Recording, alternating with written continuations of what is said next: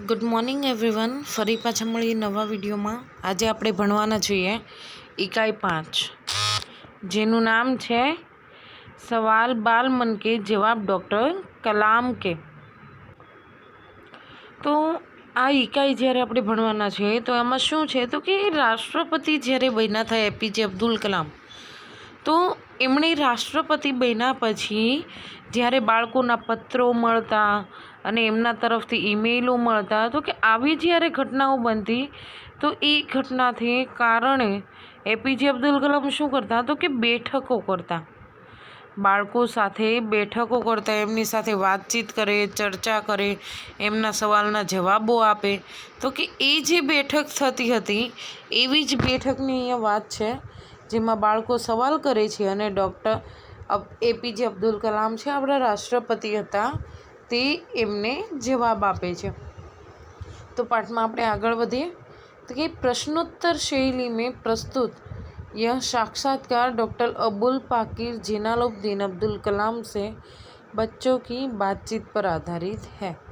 તો કે આ જે પાઠ આપવામાં આવ્યો છે એમાં શું છે તો કે બાળકોની સાથેની અબ્દુલ કલામની વાતનું સાક્ષાત્કાર આપવામાં આવેલું છે.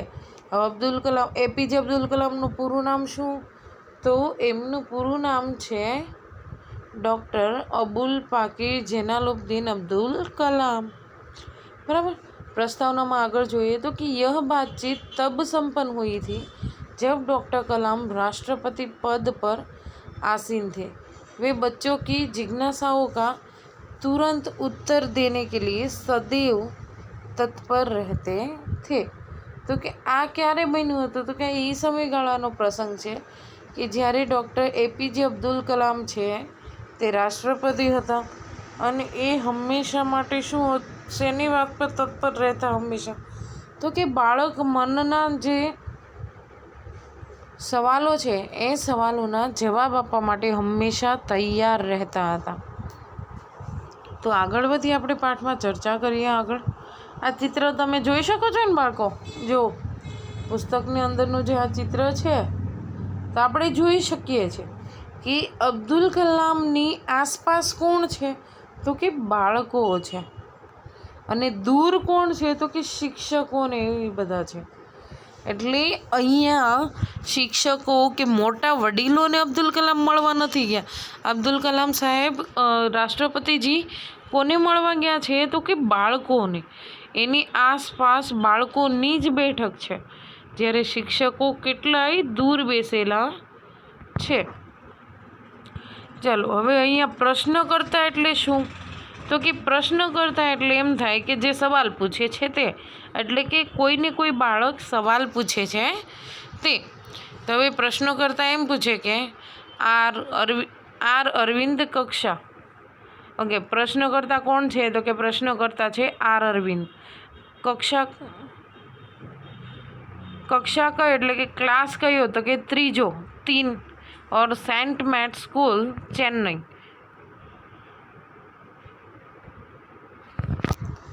તો એક કામ કરીએ, આ પાઠ એ રીતનો છે કે વિડીયોમાં વધારે મજા આવશે, આપણે વિડીયો જોતા જઈએ, સાથે ચર્ચા કરતા જઈશું. બરાબર. એ રીતના આપણે ભણીએ, કેમ કે આમાં આપણને ઓછી મજા આવશે, કેમ કે હું વાંચીશ એમાં બહુ બધું કન્ફ્યુઝન, એમાં વિડીયોમાં સાથે હોય ને ડ્રોઈંગ, એટલે એકદમ કન્ફ્યુઝન દૂર થઈ જાય છે. હવે કયા બાળકે કઈ ક્લાસમાં હતો, કઈ સ્કૂલમાં હતો અને એણે શું સવાલ પૂછ્યો એવું પણ આમાં આપવામાં આવેલું છે. જો માનો કે પહેલું જે છે પ્રશ્ન કરતા તો એ કોણ હતો તો કે આર અરવિંદ હતો.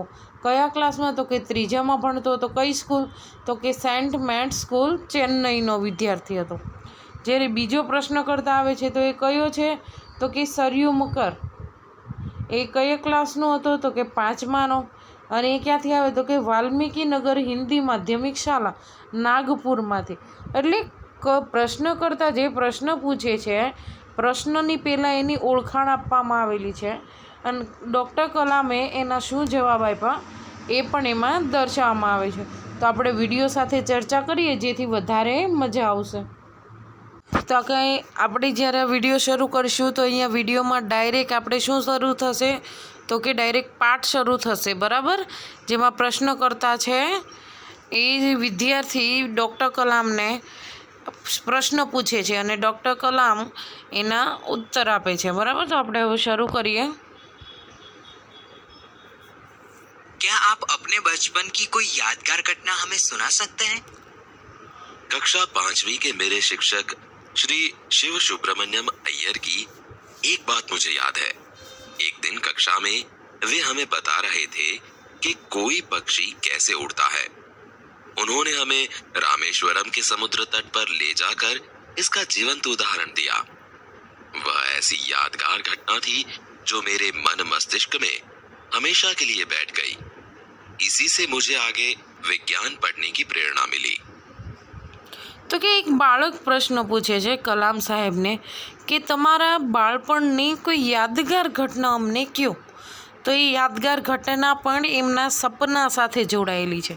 તો કે છે મારી શાળાના શિક્ષક અબ્રમણિયમ સાહેબની વાત કરે છે કે એક દિવસ અમને પક્ષીઓ કેમ ઉડે એ ભણાવતા હતા અને એ ભણાવવા અને એ અમને બતાવવા માટે કે પક્ષી કઈ રીતના ઉડે છે અમને નદી કાંઠે લઈ જાય છે અને તટ ઉપર લઈ જઈ અને જ્યારે અમને બતાવે છે કે પક્ષી કઈ રીતે ઉડે તો કે એ પ્રસંગ મારા બાળપણનો યાદગાર પ્રસંગ છે. શું કામ? તો કે એ પક્ષીને ઉડતું જોઈ અને ઉડવાની પ્રેરણા મળી હતી. એના કારણે એમને વિજ્ઞાનનું જે નોલેજ મેળવ્યું હતું અને મોટા સાયન્ટિસ્ટ અને રોકેટ જે બનાવવાની નામના ખ્યાત ડૉક્ટર કલામે મેળવી છે એ એમનો પાયો અહીંયા બાળપણથી નખાયેલો છે. આગળ વધીએ. बचपन में हमें किस भाषा को प्रमुखता देनी चाहिए? मैंने स्वयं माध्यमिक शिक्षा तक की पढ़ाई अपनी मातृभाषा के माध्यम से पूरी की है. कॉलेज और उससे आगे की शिक्षा अंग्रेजी माध्यम की संस्थाओं में हुई. मेरा मानना है कि हम कॉलेज में भी माध्यम के रूप में मातृभाषा का चुनाव कर सकते हैं, क्योंकि युवा अपनी मातृभाषा में ही सोचता है, उसी में अपनी बात सहजता से कहने में सक्षम होता है. पर इसमें भी कोई दो राय नहीं कि वैश्विक स्तर पर संपर्क के लिए हमें अंग्रेजी जैसी एक संपर्क भाषा की नितांत आवश्यकता है. તો બીજો બાળક એમ પૂછે છે કે ભણતરમાં અંગ્રેજી મીડિયમ હોવું જોઈએ કે માતૃભાષા. એનો પૂછવાનો અર્થ એમ છે કે કલામ સાહેબને કે આપણે માતૃભાષામાં ભણતર મેળવવું જોઈએ શિક્ષણ કે અંગ્રેજીમાં. તો ડૉક્ટર કલામ એમ કહે છે કે મેં મારા માધ્યમિક સુધી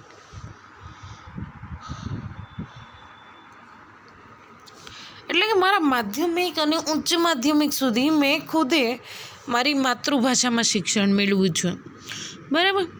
પછી કે હા કોલેજ માધ્યમિક એટલે ઉચ્ચતર માધ્યમિક 12મા સુધી એમ. પછી કોલેજનું શિક્ષણ મજબૂરીમાં એટલે કે ત્યારે અંગ્રેજી જ હતી એના કારણે અંગ્રેજીમાં કરવું પડ્યું સાયન્સને લીધે. બરાબર. તો કે ત્યારે કોલેજનું શિક્ષણ અંગ્રેજીમાં મેળવવું પડ્યું. પણ એ કે મને એવું લાગે છે કે કોલેજમાં તે જો આપણી માતૃભાષામાં ભણી શકાતું હોય તો વધારે સારું, કેમ કે કોઈ પણ વ્યક્તિને વિચાર એની માતૃભાષામાં જ આવે છે. તમે લોકો ટ્રાય કરવું હોય તો કરી શકો છો. તમે જોજો જ્યારે તમે વિચાર કરશો ને તો તમારા વિચાર ગુજરાતીમાં જ આવશે. પહેલેથી હિન્દી બોલતા હશો, માતૃભાષા હિન્દી હશે તો હિન્દીમાં જ આવશે. એટલે તમારી જે માતૃભાષા હશે વિચાર એ જ ભાષામાં આવે છે. અને ઇવન તમે સપનાઓ જુઓ ને તો પણ સપનાઓ કયા ભાષાના હોય તો કે પોતાની માતૃભાષાના. એટલે માતૃભાષાનું મહત્ત્વ કેટલું છે એમ ડૉક્ટર કલામ કહે છે. પછી એમ કહે છે કે હા વાત સાચી કે વિશ્વ સ્તરે જ્યારે કોઈ સાથે સંબંધ સાધવો હોય, વાતચીત કરવી હોય ત્યારે અંગ્રેજીની આવશ્યકતા ઊભી થાય છે. પણ તેમ છતાં અંગ્રેજી શીખવાનું એની ના નહીં, પણ પોતાની માતૃભાષાનું મહત્ત્વ વધારે આંકવું જોઈએ. હવે ત્રીજો વિદ્યાર્થી પૂછે છે સવાલ, यदि हम आपकी तरह बनना चाहे तो हमें क्या करना चाहिए? जब आप युवा अवस्था में कदम रखें तभी आपको जीवन में लक्ष्य निर्धारित कर लेना होगा. हमेशा कुछ बड़ा सोचो. जैसे ही यह अनुभूति हो कि आप आखिर बनना क्या चाहते हैं, तभी से उस दिशा में प्रयास और श्रम प्रारंभ कर दो. कहने का अर्थ है कि जी तोड़ मेहनत करो। ज्यों-ज्यों आप आगे की ओर बढ़ोगे, आपका सामना बाधाओं तथा कठिनाइयों से होगा। आपको अपने अंदर दृढ़ साहस पैदा करना होगा। समस्याओं को पराजित करने में महारत हासिल करनी होगी, तभी जीवन में सफल हो पाओगे। पहले ये जरूरी है कि आप निरंतर ज्ञान अर्जित करो। તો એમ કહે છે એક વિદ્યાર્થી હવે એવો સવાલ પૂછે છે કલામને કે અમારે તમારી જેવું બનવું હોય, મહાન કહેવાનો અર્થ એ કે તમારે જેવું મહાન બનવું હોય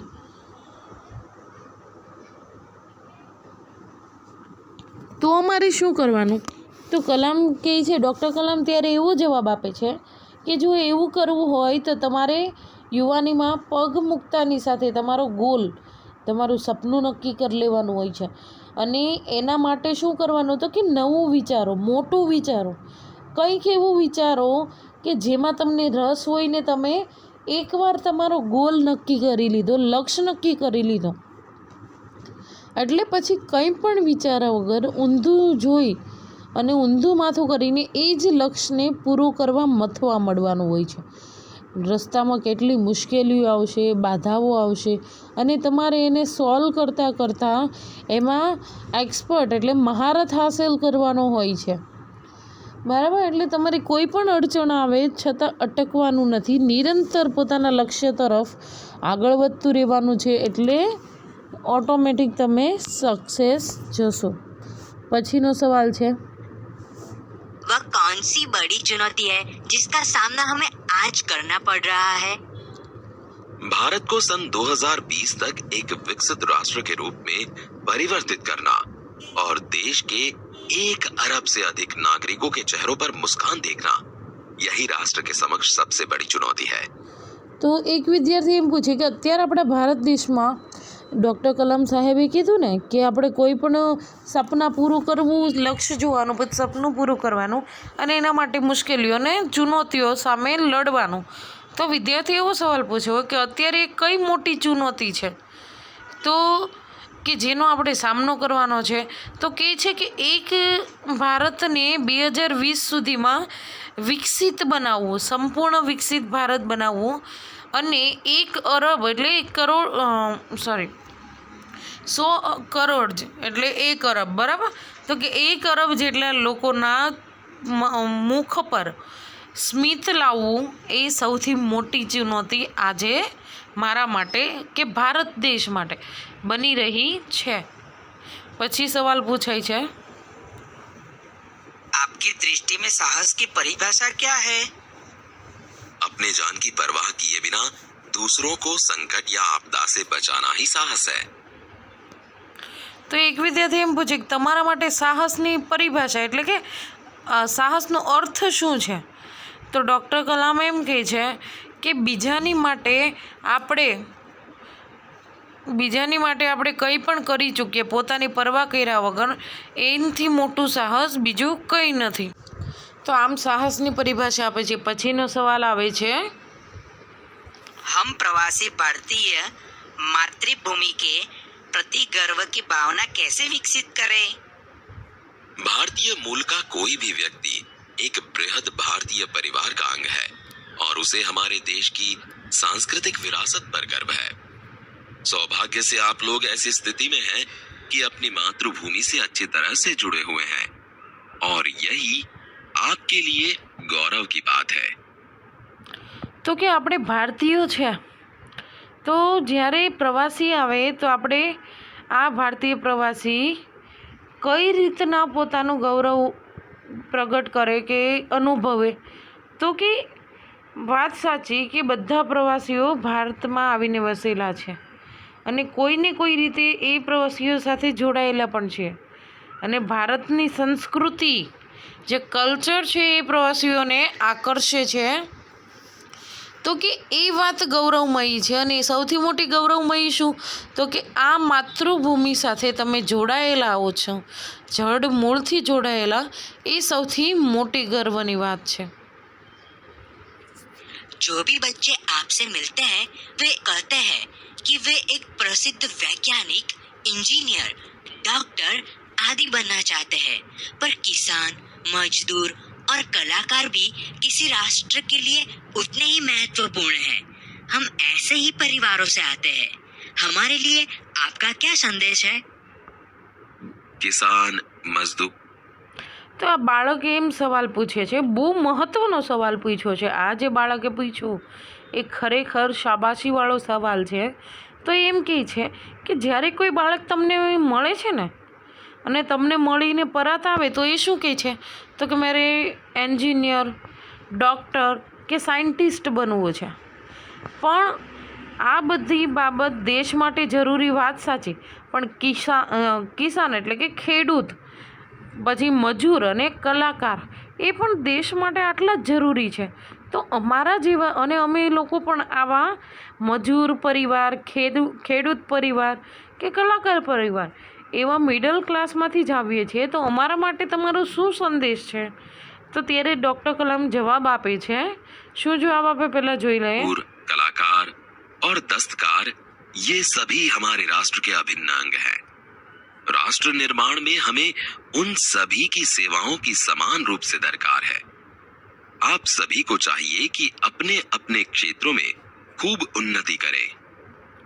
તો એનો જવાબ આપે છે કે ખેડૂત છે, મજદૂર છે, કલાકાર છે કે કોઈ પણ છે, તો કે બધાનું જે મહત્ત્વ છે રાષ્ટ્રની વિકાસ માટે, ઉન્નતિ એટલે આગળ વધારવું, વિકાસ કરવો, તો કે એમાં બધાનું એક સરખું મહત્ત્વ છે. કોઈ પણ નીચું નથી અને કોઈ પણ ઊંચું નથી. જ્યારે રાષ્ટ્રને ઘડવું હોય છે ત્યારે બધાની સરખી જરૂરિયાત ઊભી થાય છે. તો કે જો તમારે સંદેશ એટલો છે તમારા માટે ફક્ત કે બધાએ પોતપોતાના ક્ષેત્રમાં ખૂબ જ વિકાસ સાધવો જોઈએ, જેનો કારણે રાષ્ટ્રનો આપોઆપ વિકાસ થાય. आप कहते हैं कि भारत 2020 तक विकसित राष्ट्र बन जाएगा, पर निरंतर बढ़ती जनसंख्या और बेरोजगारी इसे संभव होने देगी? તો આ બાળક પૂછે છે કે તમે હમણાં એમ કીધું કે સૌથી મોટી ચુનૌતી કઈ આપણી? તો કે ભારતને, એટલે આ પણ પાયાનો પ્રશ્ન કહેવાય કે તમે જે હમણાં કીધું કે ભારતની મહત્ત્વની ચુનૌતી કઈ? તો કે 2020 સુધી એને સંપૂર્ણ વિકસિત રાષ્ટ્ર બનાવવું અને એમાં લોકોના મુખ પરનું હાસ્ય, સ્મિત જોવું. તો આ બાળક એમ પૂછે છે એના પરથી કે તમે જે કીધું કે 2020 સુધીમાં ભારતને વિકસિત રાષ્ટ્ર બનાવવું છે, તો તમને એમ નથી લાગતું કે આજે આપણી જનસંખ્યા એટલે વસ્તી વધારો અને જે બેરોજગારીનો વધારો થઈ રહ્યો છે, તો એ 2020 સુધીમાં રાષ્ટ્રને વિકસિત બનવા દેશે કે નહીં? કેમ કે વિકસિત રાષ્ટ્રની સૌથી મોટી મુશ્કેલીઓ આ બે બાબતો છે, વસ્તીનો વધારો અને બેરોજગારી. એનો જવાબ ડૉક્ટર કલામ આપે છે, જોઈએ આપણે. विकास स्वयं जनसंख्या वृद्धि को रोकने की अचूक औषधि है, जिसमें जन शिक्षा, विशेषकर स्त्री शिक्षा की बात भी सम्मिलित है. इससे छोटा परिवार सुखी परिवार की मान्यता को बल मिलता है. भारत 2020 का मिशन यहाँ के युवाओं को रोजगार के पर्याप्त अवसर सुलभ करवाएगा. ग्रामीण क्षेत्रों में बड़ी संख्या में उद्योग धंधे स्थापित किए जाएंगे, जिससे उन क्षेत्रों में रोजगार के प्रचुर अवसर पैदा होंगे. તો એમ કહે છે કે કલામ, એમ કે ડૉક્ટર કલામ સાહેબ એમ કહે છે કે વિકાસ છે ને એ ખુદ જનસંખ્યાને નિયંત્રણમાં લાવવાનું કામ કરશે. કઈ રીતે? તો પહેલો વિકાસ ક્યાં કરવાનો છે? તો કે શિક્ષણમાં. દીકરીઓને શિક્ષણ આપવાનું છે, સ્ત્રીઓને શિક્ષણ આપવાનું છે, જેથી એમને ખબર પડશે કે નાનું કુટુંબ, સુખી કુટુંબ શું કહેવાય. એટલે આપોઆપ જનસંખ્યા કંટ્રોલમાં આવી. અને બીજું શું કીધું હતું? તો કે બેરોજગારી.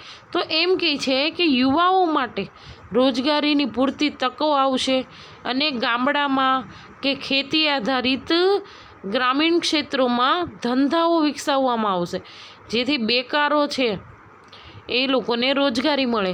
એટલે વિકાસ એ જનસંખ્યા અને બેરોજગારી બંનેનો ઉકેલ લાવી શકે છે. પછીનો સવાલ છે બાળકો. आपको ऐसा क्यों लगता है कि 2020 तक भारत विकसित राष्ट्र बन जाएगा? भारत की जनसंख्या 1 अरब से अधिक है। इसमें 54 करोड़ लोग 25 वर्ष से कम आयु के हैं। જો આ એક બહુ મસ્ત સવાલ અને એનો જવાબ છે કે એમની ગણતરી જોજો તમે.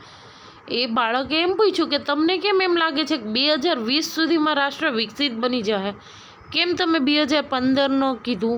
કેમ તમે 2030 ન કીધું? 35 ન કીધું? 2020 જ શું કામ કીધું? તેનો જવાબ કલામ સાહેબ આપે છે. ગણતરી એમની ખાલી તમે જોજો બાળકો કે શું કહે છે. તો કે 1 અરબ જેટલો ભારત દેશની સંખ્યા છે, બરાબર? તો કે એમાં 54 લાખ જેટલા 25 વર્ષથી નીચેના. જો भारत की जनसंख्या 1 अरब से अधिक है। इसमें 54 करोड़ लोग 25 वर्ष એટલે કે એમાં એમ કે ભારતની વસ્તીની જનસંખ્યા કેટલી? તો કે 1 અરબથી વધારે છે, બરાબર? એમાં 54 કરોડ લોકો જે એની જેટલા લોકો જે છે એ 25 વર્ષથી ઓછી ઉંમરના છે. वे कम आयु के हैं। ये हमारी राष्ट्र शक्ति है। भारत को 2020 तक विकसित राष्ट्र में परिवर्तित करने તો કે આ જે 25 વર્ષથી ઓછી ઉંમરના છે 54 કરોડ જેટલા લોકો, એ જ આપણી રાષ્ટ્રની તાકાત છે, શક્તિ છે. અને એ જ તાકાત આપણને 2020 સુધીમાં વિકસિત કરશે. અને ખરેખર પહેલાં કરતાં 2020માં ભારત કેટલું વિકસિત થયું, એટલે એપીજે અબ્દુલ કલામની વાત ખોટી નહોતી. હવે એમણે શું કામ કીધું કે એ જ આપણી રાષ્ટ્ર શક્તિ? તો કે 25 વર્ષથી નીચેના, મતલબ કે જ્યારે 2020 આવશે ત્યારે એ બરાબર પુખ્ત વયના થઈ ગયા હશે, યુવાનથી આગળ વધી ગયા. એટલે યુવાની દરમિયાન પોતાનું રાષ્ટ્ર માટે એ લોકોએ કેટલી સેવાઓ આપી હશે, નવા નવા કાર્યો કરે, સંશોધનો કરે અને વિકાસ સાધે છે. એને કારણે રાષ્ટ્ર વિકસિત થઈ શકે છે. એટલે કે યુવા તાકાતની સાથે એપીજે અબ્દુલ કલામ કામ લેવાનું વાત કરે છે. के लिए हमारे पास प्रचुर प्राकृतिक संसाधनों के साथ ही सुनियोजित खाका भी उपलब्ध है। 54 करोड़ युवाओं के विचारों की एकता निश्चय ही इसे विकसित राष्ट्र में परिवर्तित करने में सफल होगी। તો કે આપણી પાસે સંસાધનો એટલે કે સાધનો અને સેવાઓ વસ્તુ બધી છે, પણ એ વસ્તુનો સાચો ઉપયોગ કરનારા નથી. એટલે આ જે 54 કરોડ યુવાઓ છે એ આ સાધનોનો સાચો ઉપયોગ કરી અને ભારતને અચૂકપણે વિકસિત રાષ્ટ્રમાં પરિવર્તન કરશે.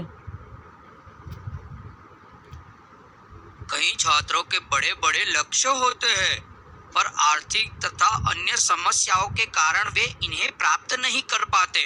वे अपना लक्ष्य आखिर कैसे प्राप्त करें?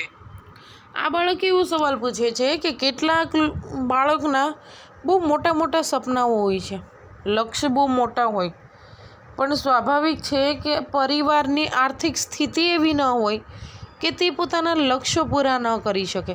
એટલે ગોલ હોય, સપના હોય, પૂરા નથી કરી શકતા કેમ કે પૈસાની તંગીને કારણે. તો એ બાળકો પોતાના સપના કે લક્ષ્ય કઈ રીતે પૂરા કરે એવું કલામને આ બાળક પૂછે છે, ડૉક્ટર કલામને. અને એનો જવાબ ડૉક્ટર કલામ આપે છે. स्कूल में पढ़ाई में अच्छा प्रदर्शन करने पर छात्रवृत्ति प्राप्त होगी। साथ ही છાત્રવૃત્તિ એટલે સ્કોલરશિપ, બરાબર? તો કે સ્કૂલમાં સારી ભણતર કરવા બદલ કે સારા ગુણ મેળવવા બદલ એને સ્કોલરશિપ મળે છે. साथ જ તે उच्च शिक्षा के लिए बैंकों के ऋण लेते हेतु प्राप्तता भी बनेगी. તો કે સાથે સાથે તો કે આગળની શિક્ષા માટે ઋણ એટલે લોન, બરાબર? उच्च शिक्षा के लिए बैंकों से ऋण लेने हेतु पात्रता भी बनेगी। जीवन में ऊंचा लक्ष्य निर्धारित करने पर बाधाएं तो તો કે જ્યારે બેંકમાં લોન લેવા માટે પણ એટલી જ કામે આવશે. અને જ્યારે જીવનમાં તમારું લક્ષ્ય ઊંચું હોય ત્યારે સ્વાભાવિક છે કે એમાં મુશ્કેલીઓ, અડચણો, બાધાઓ તો આવવાની જ છે. आती ही है। हमें कठोर परिश्रम और उत्कृष्ट कार्यों से इन्हें पराजित करना होगा। बाधाओं से व्यक्ति को पराजित नहीं होना चाहिए। તો કે આ મુશ્કેલીઓ બાધાઓ તો આવવાની જ છે. આ એના માટે શું કરવું? તો કે હાર માનીને નહીં બેસી જવાનું કે મારી પાસે પૈસા નથી, હું આગળ નહીં કરી શકું. એના માટે શું કરવાનું? તો કે પરિશ્રમ કરવાનું, મહેનત કરવાનું, અને કોઈને કોઈ રસ્તો નીકળીને આવશે જ સામે. એટલે કે આપણો અથાગ પરિશ્રમ, અટકા વગરની મહેનત કરી અને એ બાધાને પસાર કરવાની અને એ રીતના આગળ વધવાનું. ક્યારેય પણ બાધાઓ આપણા માટે, આપણા લક્ષ્ય માટે અડચણરૂપ બનવી જોઈએ નહીં, પરંતુ એ આપણા મુશ્કેલી હોય ને, આપણું ઉત્સાહનું જ્યારે પ્રેરણા સ્ત્રોત બની જાય કે મુશ્કેલી આવે એમ આપણને જુસ્સો આવે કે હવે તો હું લક્ષ્ય પર પહોંચીને જ રહે, તો એ વ્યક્તિને સફળ થતા કોઈ પણ રોકી શકવાનું નથી. भारत को विकसित राष्ट्र बनाने में राजनीतिज्ञ की क्या भूमिका होनी चाहिए? તો કે ભારતને વિકસિત રાષ્ટ્ર બનાવવા માટે રાજનીતિઓ જે છે, એટલે કે નેતાઓ છે, સંસદો છે, એ રીતના જે એ લોકો છે રાજનીતિજનો, તો કે એ લોકોની શું ભૂમિકા હોવી જોઈએ એવી વાત કરે છે અહીંયા. जिम्मेदार राजनीतिज्ञ दूरदर्शितापूर्ण नीतियां बनाता है। महात्मा गांधी તો કે જે વ્યક્તિ, જે રાજનેતા જિમ્મેદાર હશે એ દૂરદર્શિતાપૂર્ણ યોજનાઓ બનાવે છે. દૂરદર્શિતાપૂર્ણ એટલે શું? તો કે ભવિષ્યનું વિચારીને, ભવિષ્યનો વિચાર કરી કેવું રીતના હોઈ શકે, શું બની શકે, એમ આગળનું વિચારી અને એ યોજનાઓ બનાવતો હોય છે. તો કે महात्मा गांधी जी ने निष्ठा के राजनीतिक सिद्धांत को આગળ વાત જોઈએ. ने निष्ठा के राजनीतिक सिद्धांत को सत्य, अहिंसा तथा निस्वार्थ भावना में ढालते हुए ब्रिटिश शासकों के विरुद्ध अपनी लड़ाई छेड़ी थी। वर्तमान राजनीतिज्ञों को अपने कठिन परिश्रम, उत्कृष्टता और पारदर्शी कार्यों से मार्गदर्शन તો કે જે મહાત્મા ગાંધીએ સત્ય, અહિંસા અને એના દ્વારા, સેવાભાવ દ્વારા એમણે લોકોમાં જ્ઞાન ફેલાવ્યું અને એ લોકોને આ જ વલણો અપનાવી અને અંગ્રેજોની સામે જીત પ્રાપ્ત કરી હતી. એને ખબર હતી કે સત્ય અને અહિંસાથી તરત આઝાદી નહીં મળે, પણ આખરે આઝાદી તો મળશે જ, અને આખરે આઝાદી મળી પણ. તો એની જ જેમ વર્તમાન રાજનીતિજ્ઞો છે અત્યારના, એમણે શું કરવું જોઈએ? તો કે કઠિન પરિશ્રમ એટલે કે કડક મહેનત, અત્યંત ક્રૂર મહેનત કરવી જોઈએ.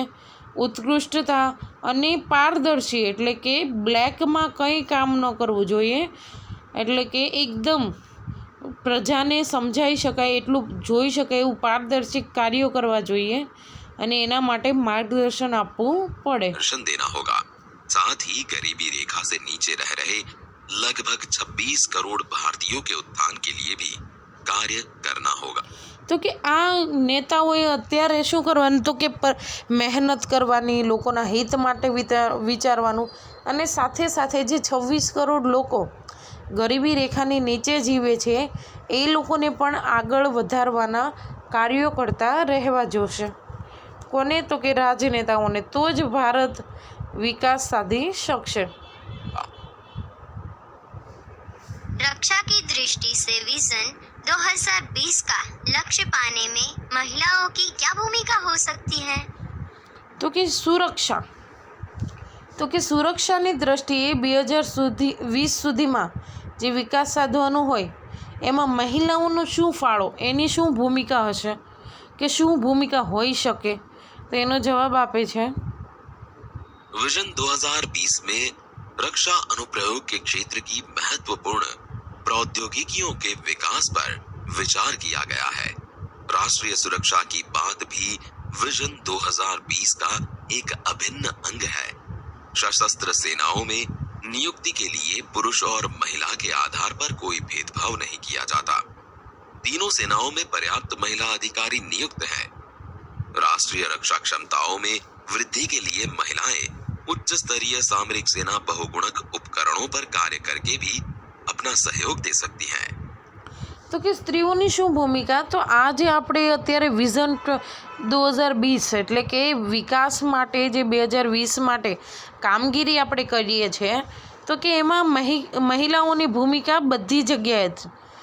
એક સેનાની ઉદાહરણ આપ્યું કે સેનામાં જ્યારે ભરતી થશે ત્યારે પુરુષ અને મહિલા એમ જાતિ જોઈને નહીં, પણ કઈ રીતના થશે? તો કે એમનો બરાબરીના હક સાથે એમની ભરતી થશે, જાતિ જોઈને નહીં થાય. જેમ ત્રણેયમાં 3 એટલે કે શું? ત્રણેય સેના બાળકો એટલે શું? તો કે નેવી, આર્મી અને એરફોર્સ.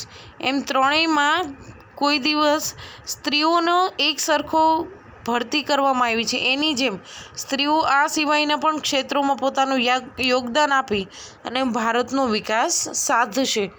એની પછી આગળ જોઈએ.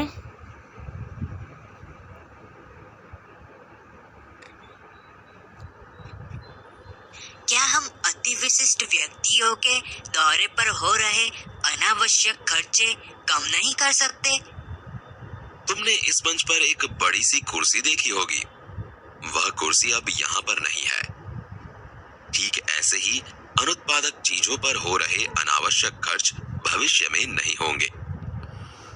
તો એક બાળક એમ પૂછે છે કે આપણે જે અમુક મોટા માણસો હોય એની ઉપર જે વધારાના ખર્ચા કરીએ છીએ દેશના લોકો, તો એ ખર્ચાઓ શું બંધ નથી કરી શકતા કે ઘટાડી નથી શકતા? તો એમ કહે છે કે તમે અહીંયા સ્ટેજની ઉપર એક મોટી ખુરશી જોઈએ છે, બરાબર? એ ખુરશી અત્યારે નથી. બસ એની જ જેમ હું એકલો બેઠો છું તો એક જ ખુરશી છે, વધારાની ખુરશીઓ નહીં. બસ એની જેમ ભવિષ્યમાં વધારાના ખર્ચા ઉપર અચૂક રોકટોક લગાવવામાં આવશે. क्या आप अपने તો આ રીતના આપણે અડધો પાઠ જોયો. આગળનો પાઠ નેક્સ્ટ લેક્ચરમાં જોઈશું.